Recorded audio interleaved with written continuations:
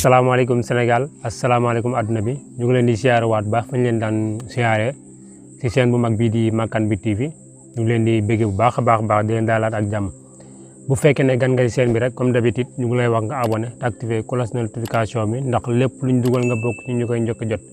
waaye boo leen di fàtte tamit boo leen di seetaan vidéo yi bu leen fàtte di laal j'aime bi mooy baaraam boobu ngeen di gis ci wet gi de leen laal j'aime bi bu baax a baax waaye bu leen fàtte tamit di ñuy encourager wala di jox tamit seeni xalaat ci li nga xamante ni mooy ci bu ñuy waxtaanee ci vidéo bi ngay seetaan tey nag ñu amaan fi gan gu mag comme nañ ko daan amalee rek gan gu ñu am nag ku kenn dul présenté la fii nga xamante ni mooy Sénégal ñu koy wax borom def gis bu ñu nee borom def gis yaakaar naa ne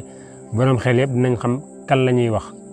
Cheikh Bara Ndiaye mi nga xamante ni mooy borom analyse yu pertinente yi.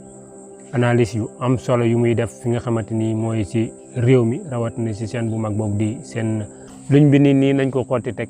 vidéo bi tey foofu la yem mooy première partie bi deuxième partie bi dina ñëw incha allah bu fekkee ne bëgg ngeen mu ñëw na semi bëri vie yi bëri partage yi bëri incha allah rabbi deuxième partie bi dina ñëw bu soob yàlla acca sama gars yi